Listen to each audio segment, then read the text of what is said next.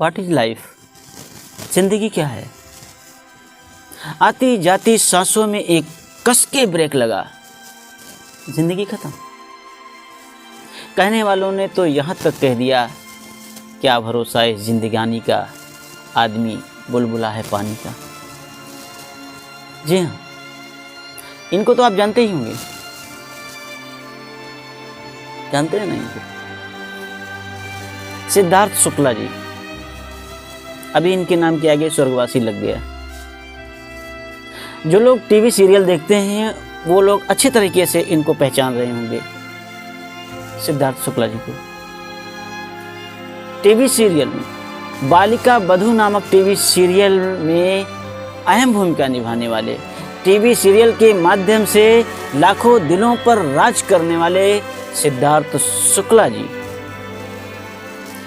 Big boss में विजय प्राप्त करने वाले सिद्धार्थ शुक्ला जी सिर्फ 40 साल की अवस्था में इस नश्वर शरीर का त्याग कर दिए। बताते हैं हार्ट अटैक की प्रॉब्लम आई, हृदय गति रुकने के कारण सिद्धार्थ शुक्ला जी की मौत हो गई। क्या बीत रही होगी उस मां पर जिसके बुढ़ापे की लाठी के सहारा थे सिद्धार्थ शुक्ला जी। क्या बीत रही होगी उनके चाहने वालों पर, उनके प्रियजनों पर, जिनके आंखों का तारा बन चुके थे सिद्धार्थ शुक्ला जी। सिद्धार्थ शुक्ला जी अगर बाहर कहीं निकल जाते थे तो उनके लाखों चाहने वाले एक नजर देखने के लिए सड़कों पर घंटों घंटों इंतजार किया करते थे। क्या बीत रही होगी उनके ऊपर। मात्र 40 साल की अवस्था में वो अनंत यात्रा पर निकल गए। सब कुछ वैसे का वैसा है, सूरज अपने तरीके से निकल रहा था, निकल रहा है, निकलेगा। रात्रि अपने तरीके से हो रही थी, हो रहा है और होता रहेगा। चांद अपने तरीके से हमेशा से निकलता रहा है, आज भी निकल रहा है और हमेशा ऐसे ही निकलता और डूबता रहेगा। लेकिन आज अगर सिद्धार्थ शुक्ला जी से मुलाकात करना चाहें तो अब संभव नहीं है। किस तरीके से इनको ले जाया जा रहा है अंतिम संस्कार करने के लिए, किस तरीके से इनका अंतिम संस्कार हो रहा है, किस तरीके से लोग रो रहे हैं, तड़प रहे हैं, आप देख रहे हैं। तमाम फिल्मी हस्तियां सिद्धार्थ शुक्ला जी के अंतिम संस्कार में शामिल होने के लिए आई है। सलमान खान जी भी हैं, धर्मेंद्र जी भी हैं, बहुत सारे लोग आए हुए हैं। और सच्चाई बताएं, सब लोग हाथ में मल रहे होंगे, हाथ मीज रहे होंगे, हाथ मल रहे होंगे, कैसे निकल गया सिद्धार्थ शुक्ला हमारे बीच से। ऐसे हमारे आपके साथ भी होता है, ऐसे ही होता, सेम ऐसे होता है। जब तक मेरा परिवार, मेरे प्रियजन मेरे साथ होते हैं तब तक हमको उनकी कदर नहीं होती है। लेकिन जब वो हमारा साथ छोड़ देते हैं तब हम ऐसे ऐसे हाथ मलते हैं, ऐसे हाथ मलते हैं, गजब निकल गया मेरे बीच से, अब क्या होगा। इसलिए तो कहना पड़ता है कि वस्तु की कीमत मिलने से पहले और व्यक्ति की कीमत बिछड़ने के बाद बढ़ जाती है। मैं आपको जगाने नहीं आया हूँ, मैं आपको कुछ बताने नहीं आया हूँ। आज सिद्धार्थ शुक्ला जी की जिस पोजीशन को देखते हुए लोगों की आंखें नम हो रही हैं, केवल मैं उस विषय को देखते हुए, उस परिस्थिति को देखते हुए आपसे आज मुखातिब हुआ हूँ। मैं चाहता हूँ कि हर परिवार में खुशियाँ हो, सुख हो, आनंद हो, मस्ती हो। नहीं हो पा रहा है। सब कुछ तो है, टीवी है, फ्रिज है, कूलर है, एसी है, बढ़िया घर है, बढ़िया सोफा है, बढ़िया बेड है, फिर खुशियाँ क्यों नहीं है, सुकून क्यों नहीं है, आनंद क्यों नहीं है, मस्ती क्यों नहीं है? क्योंकि कुछ ऐसी चीजें हैं जो इन चीजों को नहीं आने दे रहा है। क्या है वो चीज? ईगो, ईगो, अहंकार, अकड़, अभिमान, जिद। जी हाँ, और जब तक ये चीजें इंसान के अंदर है, वो ना तो किसी परिवार में खुशियां लाने देगी और ना ही खुद खुश रह पाएगा इंसान। प्यार किसके पास नहीं है? सबके पास है। खुशियां किसके पास नहीं है? सबके पास है। बाजार से लेके नहीं आना है, सबके पास है। फिर वो परिवार में बांट क्यों नहीं पा रहा है? परिवार में प्यार बिखेर क्यों नहीं पा रहा है? अकड़, अहंकार, ईगो रोक रहा है। मैं तो बड़ा हूं, मैं कैसे झुक सकता हूं? मैंने तो गलती नहीं की है, मैं कैसे गलती एक्सेप्ट कर लूं? रिश्ते को बचाने के लिए कहते हैं कभी कभी अंधा, बहरा और गूंगा भी होना पड़ता है। बन जाओ। मैं ये नहीं कह रहा है कि इलीगल काम करो, मैं ये नहीं कह रहा है कि अनुचित कार्य करें, लेकिन इतना जरूर चाहता हूं कि अगर थोड़े से झुकाव के कारण मेरा परिवार बन जाता है तो मैं झुक जाना चाहिए। रिश्तों को बचाने के लिए मैं अक्सर एक बात आपसे साझा किया करता हूं। एक पति पत्नी जो काफ़ी अरसे से साथ रह रहे थे, लेकिन आज 10 साल बीतने के बावजूद भी उनके पास कोई संतान नहीं थी। जो भी बताता कि मंदिर चले जाओ, मंदिर गए। जो भी बताता किसी मस्जिद में चले जाओ, मस्जिद में चले गए। जो भी बताता कि कहीं तीर्थ स्थान पे चले जाओ, वहाँ जाने के बाद संतान प्राप्त हो, आप वहाँ चले गए। मतलब सारा प्रयास कर चुके, यहाँ तक कि देवी देवता, ओझा सुखा, किसी को छोड़ा नहीं उन्होंने कि जहाँ वो गए ना हो संतान प्राप्ति के उद्देश्य से। अब किसकी दुआ लगी, लेकिन संतान प्राप्ति हुआ। देवी देवताओं की दुआ लगी, मंदिर मस्जिदों की दुआ लगी, या फिर तीर्थ स्थानों की दुआ लगी, संत महात्माओं की दुआ लगी, किसी की दुआ लगी कि उनको एक संतान प्राप्त हुआ।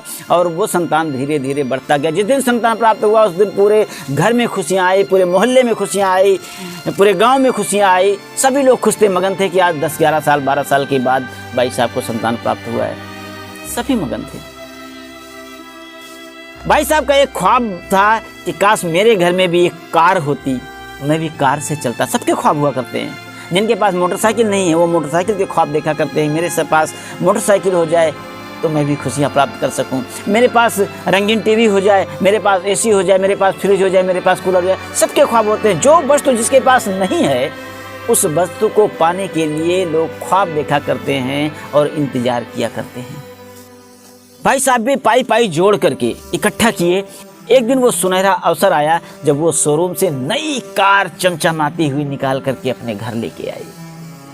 शाम को कार घर आई, पूरा घर खुशियों के माहौल में भर गया। लड्डू लाई गई, मिठाइयाँ लाई गई, मोहल्ले में बांटी गई। लड़का भी बहुत खुश था, एक इकलौता लड़का था, 8 साल का लड़का था। लड़का भी बहुत खुश था, बीवी भी बहुत खुश थी, पति भी बहुत खुश थे। पूरे मोहल्ले में खुशियाँ मनाई जा रही थी। यूँ कहिए कि दीपावली जैसा पर्व बन गया था, त्योहार बन गया था। ऐसी खुशियाँ आ गई उनके घर में। सब लोगों ने खाना बनाया, खाना खाया और रात को सो गए। सुबह हुआ, पापा आंख मलते हुए दरवाजे पर पहुंचते हैं और सीधी निगाह जाती है गाड़ी पर।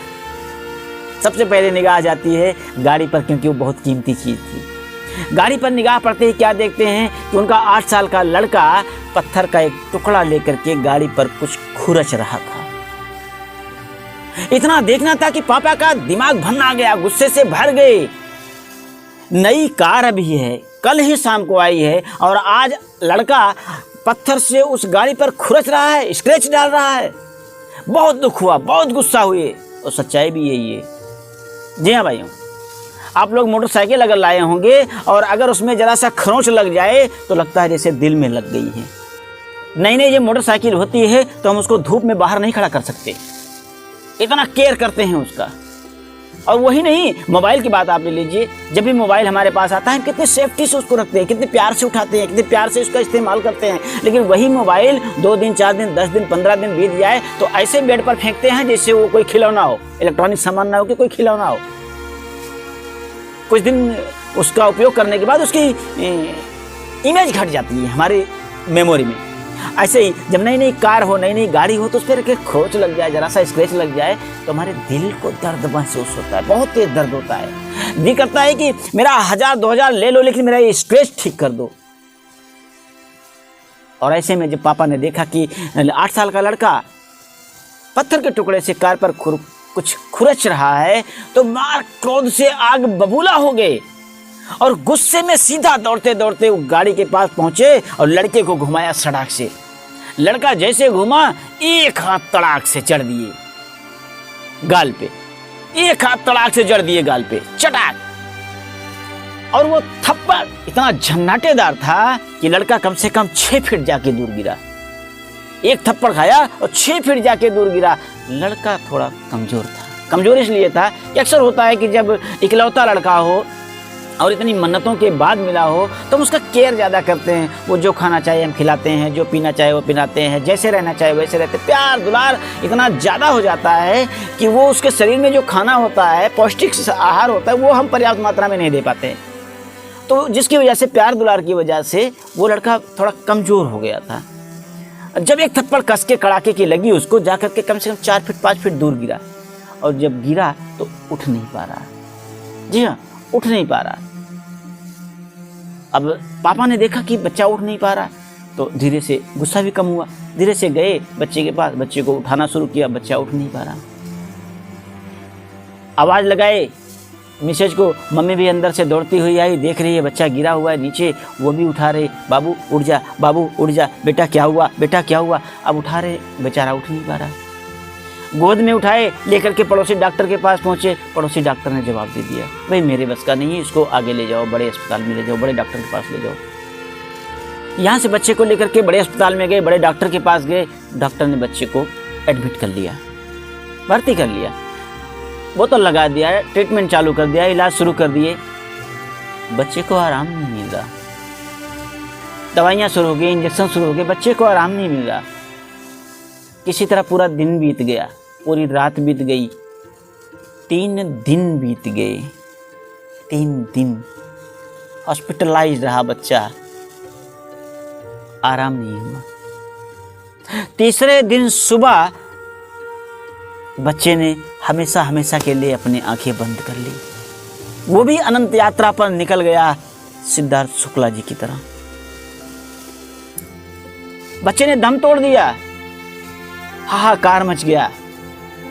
पिता व्याकुल हो गया, माँ व्याकुल हो गई। 10 साल से जिस बच्चे का इंतजार किया, एक भी देव स्थान नहीं छोड़ा उस बच्चे को प्राप्त करने के लिए, आज उसी बच्चे ने मेरा साथ छोड़ दिया। कैसा कलेजा होगा उस समय का, मैं बता रहा हूं, आप सुन रहे हैं। मेरा बताना भी इजी है, आसान है, और आपका सुनना भी आसान है। लेकिन वो वक्त, वो घड़ी, वो व्यक्ति कैसे अपने दिल को काबू में किया होगा, कैसे उस माँ का कलेजा रहा होगा, शायद कलेजा फटने जैसी स्थिति में रही होगी। मम्मी पापा ने बच्चे की डेड बॉडी को उठाया और घर के चल पड़े। जैसे ही गांव में पहुंचते हैं, घर में पहुंचते हैं, पूरा गांव सन्नाटा छा गया। किसी के यहाँ चूल्हा नहीं जल रहा, किसी के यहाँ खाना नहीं बन रहा, किसी के यहाँ मनोरंजन नहीं हो रहा, कोई हंस नहीं रहा, कोई बोल नहीं रहा, कोई खिलखिला नहीं रहा, सब शांत। वो उस बच्चे के मरने का गम पूरे मोहल्ले में, पूरे गांव में छा गया। बच्चे को गांव वालों ने माँ बाप से अलग किया, ले चल के इसको दफनाओ। गए बाहर, खड्डा खोदे, बच्चे के लिए कफन मंगाया गया, कफन में लपेट करके बच्चे को खड्डे में डाल दिया गया। बच्चे को दफनाने के बाद पूरे परिवार के लोग, पूरे गांव के लोग अपने अपने घरों की तरफ वापस आ गए। पापा भी अपने घर की तरफ वापस आए। पापा जहाँ खड़े थे सुबह थप्पड़ मारने से पहले, उसी चौखट पर खड़े हैं और सीधी निगाह उनकी कार पर पहुंचती है, जहाँ बच्चा पत्थर से कुछ खुरच रहा था। वो खुद को रोक नहीं पाए और धीरे धीरे धीरे कदमों से उस कार के पास पहुंचते हैं। कार के पास पहुंचे, कार को देखा, और जो दर्द उनके अंदर था, जो तकलीफ उनके अंदर थी, जो पछतावा उनके अंदर था, हम आप महसूस भी नहीं कर सकते कि कितना पछतावा उनको रहा होगा कि खुद के हाथों से थप्पड़ मारने के कारण मेरा बेटा मेरा साथ छोड़ के चला गया।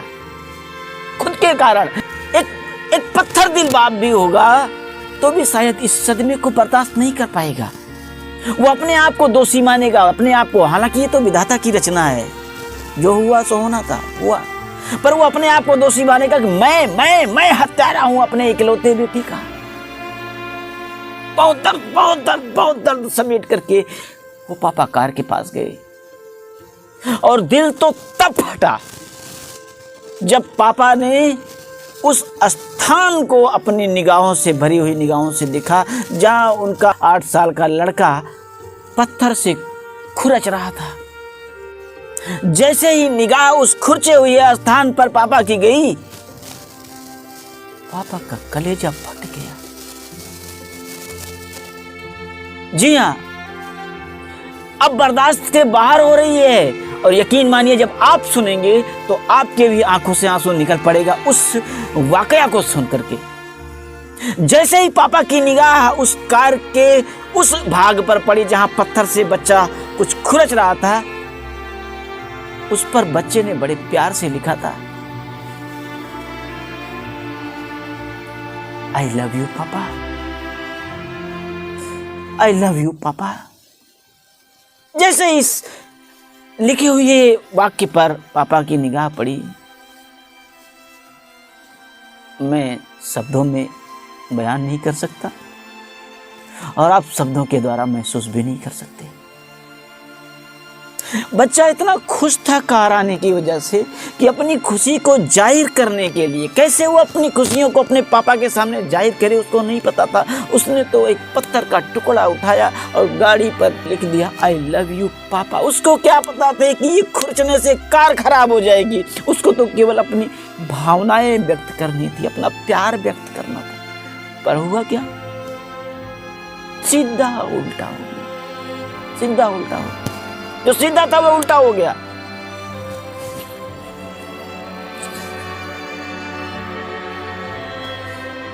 जी हाँ, एक हल्की सी चूक, एक हल्का सा क्रोध सारे परिवार की खुशियों को तहस नहस कर गया। इसलिए मैं कहता हूं, वस्तु हमसे आई है, हम वस्तु से नहीं आए हैं। हमें वस्तुओं से ज्यादा अपनों का केयर करना चाहिए, हमें वस्तुओं से ज्यादा अपनों से प्यार करना चाहिए। होता क्या है, हम छोटी छोटी गलतियों को इग्नोर नहीं कर पाते हैं। और सच्ची बताएं, इग्नोर कर पाते हैं, हम करना नहीं चाहते, करना नहीं चाहते। एक सच्चाई आपको बताएं, हो सकता है आपको कड़वी भी लग जाए, पर बुरा नहीं मानिएगा। जब कोई नई नवेली बहू आती है ना, हम लाते हैं अपने अपने घरों में नई बहुरिया, उससे अगर टीवी फूट जाए, उससे अगर कोई भारी नुकसान भी हो जाए तो हमें अवॉइड कर देते हैं। क्यों? नई नई बहुरिया है, जाने दो, नुकसान हो गया हो जाने दो, दूसरा आ जाएगा, होता है ना। लेकिन वही बहुरिया अगर साल 6 महीने 2 साल घर में रह जाए और गलती से उसके एक कप भी टूट जाए, कप 10 रुपए का कप टूट जाए, तो आप आपे से बाहर हो जाते हो। आग फूट जाता है, दिखाई नहीं देता है, कब तोड़ दिया, बहुत सारी बातें आप करने शुरू कर देते हो। क्यों? अब क्यों नहीं इग्नोर कर पा रहे हो? पहले तो जब उसने भारी नुकसान किया था तब तो इग्नोर कर गए थे, क्योंकि नई नई थी, अब उसकी कदर कम हो गई। नहीं, ये सिद्धार्थ शुक्ला जी 40 साल की अवस्था में अनंत यात्रा पर निकल गए, है ना। क्या ख्वाब नहीं रहे होंगे? कितने डिप्रेशन में रहे होंगे ये। कुछ तो रहा होगा दिक्कत, जो हार्ट अटैक जैसी परेशानी आई।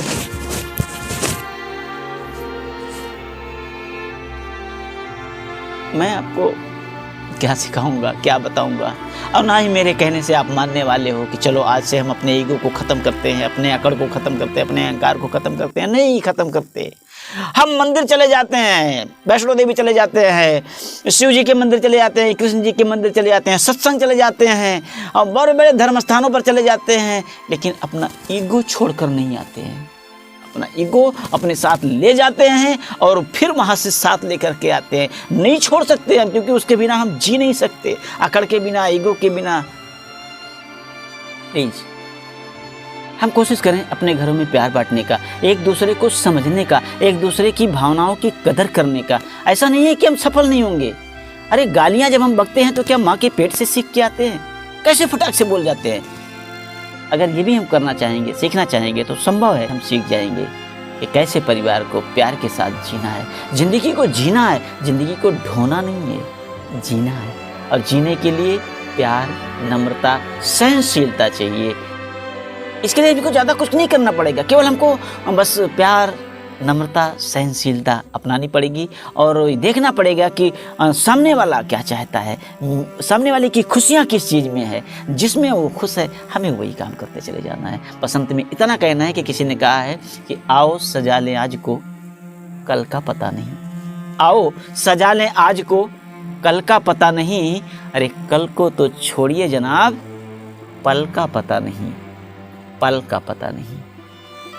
बोलने के दौरान कुछ त्रुटियां हुई हों, बख्श लीजिएगा। कुछ भावनाएं थी जो आपके साथ साझा कर ली, बाकी आपकी मर्जी, जैसे ज़िंदगी जीना चाहें आप स्वतंत्र हैं, आज़ाद हैं।